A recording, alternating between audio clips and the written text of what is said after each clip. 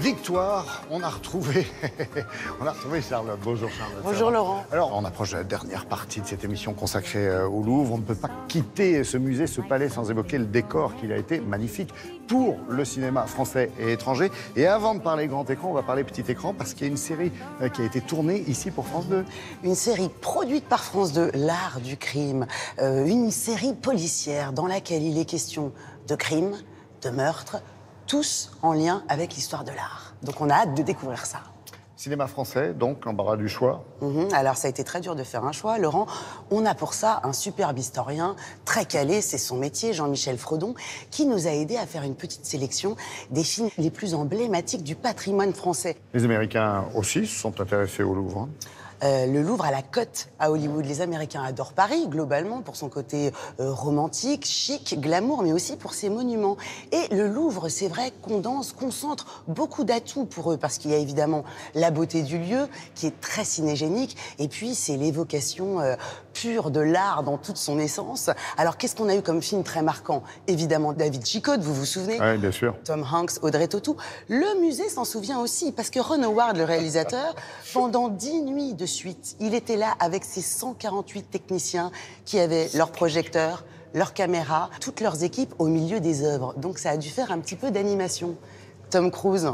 Mais oui, il y a eu un film avec Tom Cruise, un blockbuster, The Edge of Tomorrow, réalisé par Doug Liman. Vous savez, Doug Liman, c'est la mémoire dans la peau, donc c'est pas un petit réalisateur.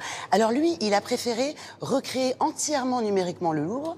Ça vaut mieux pour nous, puisqu'à la fin du film, les extraterrestres font exploser la pyramide. Et puis dernièrement, Laurent, peut-être vous l'avez vu au cinéma, c'est sorti en juin, le blockbuster Wonder Woman, où la Wonder Woman, jouée par l'Israélienne Gal Gadot, elle est conservatrice au musée du Louvre.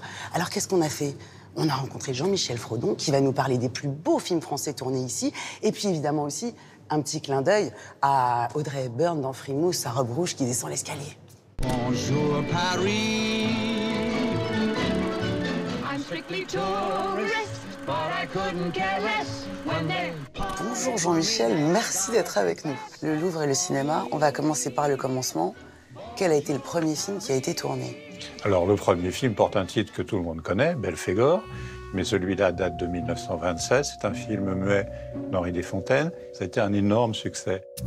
Le Louvre était déjà une institution extrêmement prestigieuse, mais c'est sûrement quelque chose qui a donné un éclat romanesque au Louvre et ce côté mystérieux. Puis deux autres Belphégor célèbres. Le plus célèbre d'entre tous, c'est le Belphégor à la télévision, avec Juliette Gréco.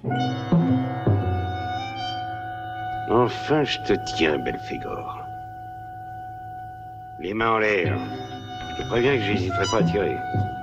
Belphégor a mobilisé la France entière devant son téléviseur, qui a même suscité des commentaires du général de Gaulle à l'époque. Espèce d'atmosphère à la Belphégor. Et puis, il y a eu, au début des années 2000, le film avec Sophie Marceau. Ça prouve qu'en tout cas, elle hante, c'est le cas de le dire, le Louvre et les mémoires.